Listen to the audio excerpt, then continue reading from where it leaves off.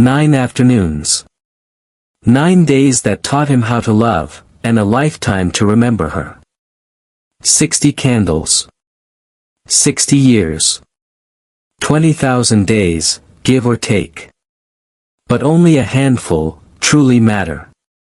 Jason Mallory sits in his easy chair, surrounded by the chaos of celebration, grandchildren drawing pictures with crayons, his daughter Natalie orchestrating the party, voices layered like a symphony of love. It's been 9 months since Nancy died. 9 months of silence in a house that once hummed with her laughter. His son-in-law Andrew asks a simple question: "What was your best day ever, Jason?" Without hesitation, the day Nancy said yes. But as the room empties and the noise fades, Jason closes his eyes. And he doesn't think of Nancy. Not at first. He thinks of her. The woman who taught him how to love. How to live. How to become a man. 42 years ago. The day after his 18th birthday. The day everything changed. Jason Mallory is 18, a ghost in his own high school. A math prodigy taking college courses because he's exhausted every number his school can offer. He's brilliant with equations, hopeless with people. His father died 4 years ago, wrong-way driver, late-night shift at the ER. Now it's just Jason and his mother, two souls orbiting each other in grief. On this day, he's late. Sprinting across campus, heart pounding, he bursts through a door marked 201. Or so he thinks. But the number reads 207. And there, on a small stage, bathed in soft light, a woman. Naked. Fully, unapologetically naked. Jason freezes. Mouth agape. Eyes wide. 20 art students turn to stare. The instructor, mid-sentence, raises an eyebrow. "Can I help you, young man?" His voice cracks. I thought this was linear algebra." Laughter ripples through the room like water breaking against stone. The woman on the couch, her name is Ellie, though he doesn't know it yet, catches his gaze. Holds it. Smiles. He stumbles backward, face burning red, and slams the door behind him. That night, alone in his room, Jason cannot stop seeing her. Every curve. Every shadow. Every detail seared into his brain like a brand. He touches himself thinking of her. And the next night. And the night after. She haunts him. Consumes him. And he has no idea that she's about to change his life. 4 weeks pass. The squeal of rubber soles on polished floor. Jason finishes his exam early. If he runs, he can catch the earlier bus. Home an hour sooner means an extra hour on his Atari. He grabs his bag and sprints toward the stairwell. And crashes full speed into her.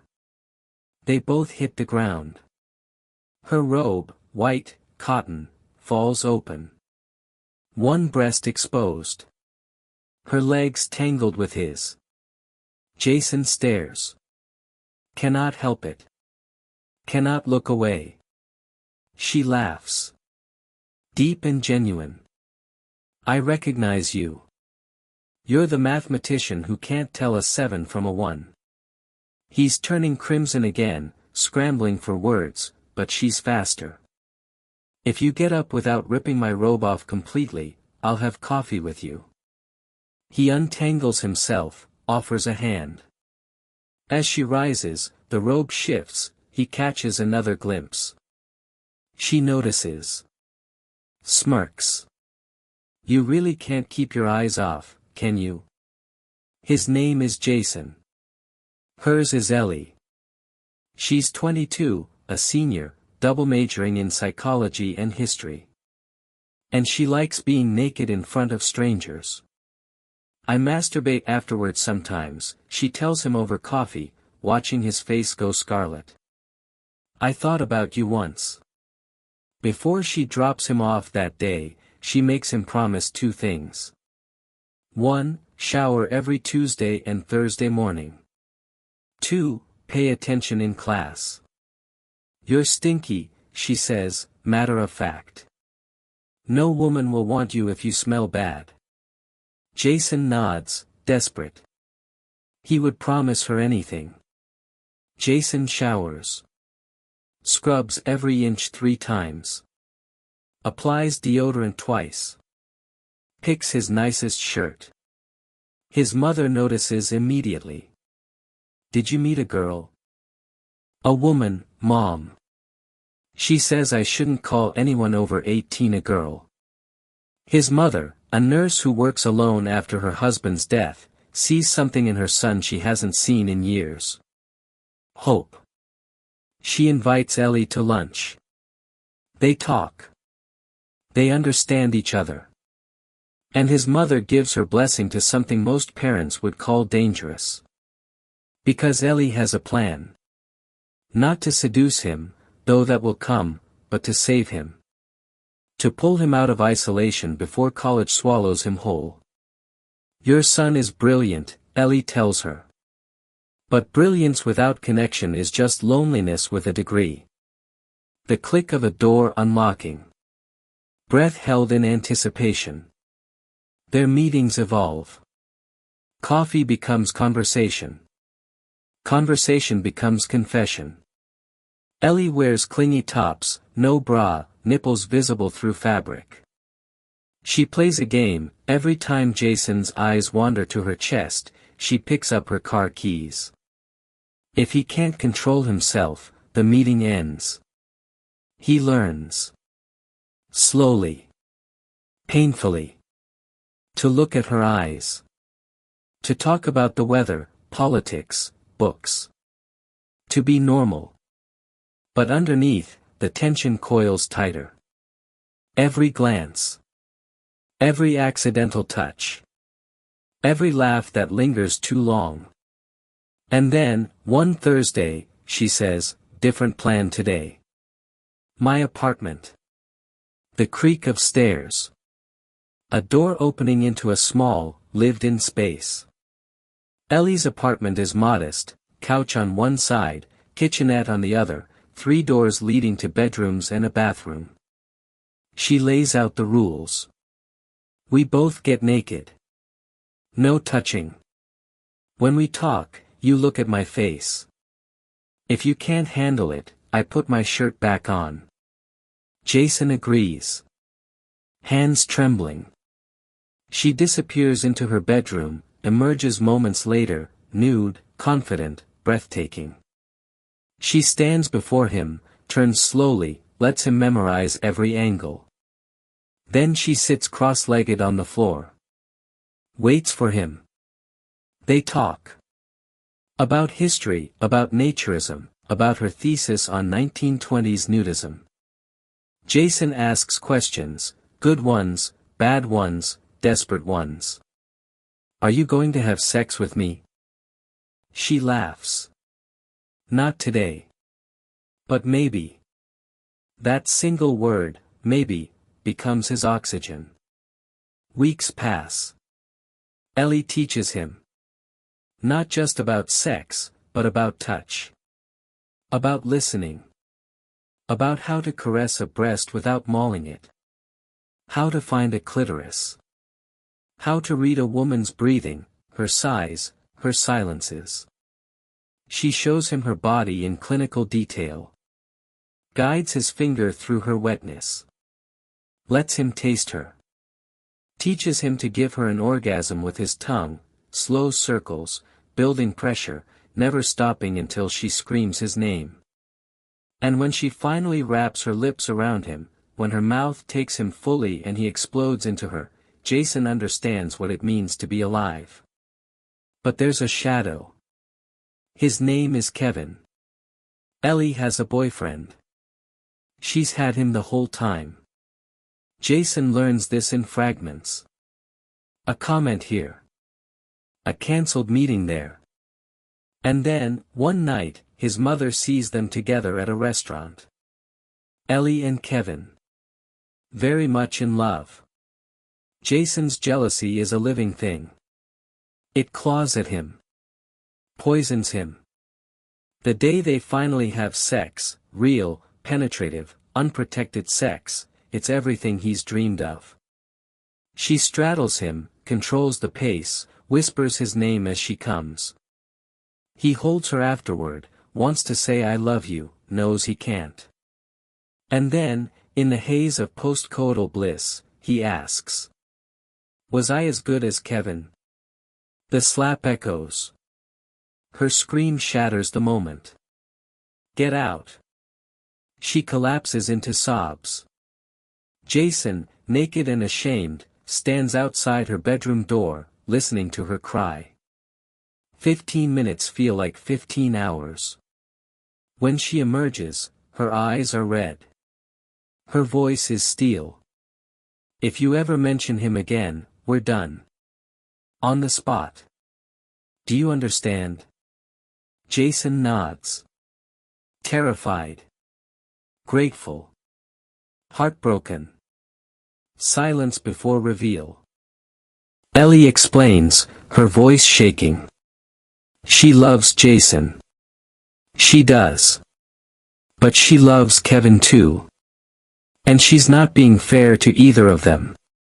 I didn't think this would go this far, she admits. I didn't think I'd fall for you. But Kevin is her future. Jason is her past. A beautiful, impossible past. They have one more week. One more Thursday. And then it's over. Their last day is perfect. And terrible. Ellie teaches him 2 new positions. They make love without barriers, without pretense. She comes 3 times, loud, primal, unguarded. Jason memorizes every sound, every shudder, every gasp. Afterward, she holds him. Whispers, you were wonderful. And then she says the words he's been dying to hear and dreading in equal measure. I love you, Jason. He should feel joy. Instead, he feels the knife twisting. Because she also loves Kevin. And Kevin is the one she's moving in with. Next week. The slam of a car door. Footsteps on pavement. Jason explodes. Years of loneliness, weeks of passion, and now the unbearable weight of rejection, it all comes out in a torrent of anger. You planned this. You seduced me for your stupid essay. I hate you. I never want to see you again. He storms out. Walks 3.5 miles home. His mother is waiting. Ellie has already called, frantic. Jason tells his mother to call her back, to tell her he's okay, to apologize on his behalf. He goes to his room. Writes in his journal until his hand cramps. And slowly, painfully, he begins to accept what he already knows. Ellie made the right choice. Jason changes. Not overnight. But over months. Years. Ellie's lessons take root. He talks to people. Makes friends. Dates.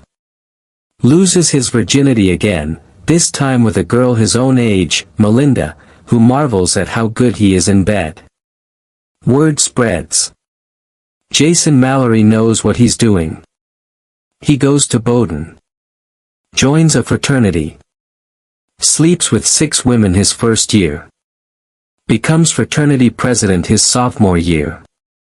Falls in love with Nancy, Ree. They marry after graduation. Build a life. Have a daughter. But Jason never forgets Ellie.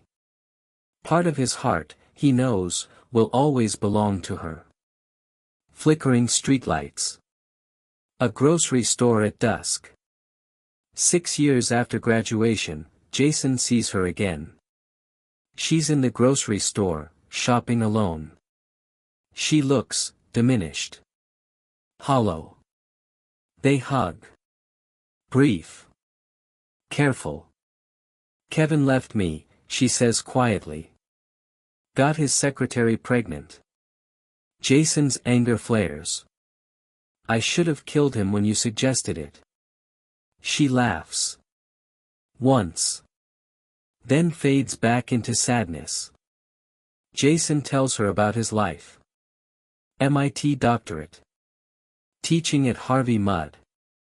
Nancy, pregnant with their first child. And then he says what he should have said years ago. Thank you. Those 9 afternoons were the most important days of my life. Everything I have is because of you. Ellie's eyes glisten. That was my favorite time too. They part. Again. Jason walks away, knowing he gave her something this time. A small piece of the gift she once gave him. 42 years later. Jason's 60th birthday. His mother, ancient now but still sharp, hands him a phone number. Ellie's husband died last year. She's thinking about dating again. I think it's time you two got together. Maybe for good this time. Jason stares at the number. His granddaughter tugs his sleeve. Grandpa, will you play lions with me? He smiles. Gets down on all fours. Roars. But in his pocket, the number burns. That night, he'll call. And after 42 years, 2 lifetimes, and more loss than either can measure. They'll begin again. Silence. Slow breath. In the end, we don't remember all our days. We remember the ones that changed us. The collisions. The confessions. The moments we became who we were meant to be. For Jason Mallory, it all began with a wrong turn.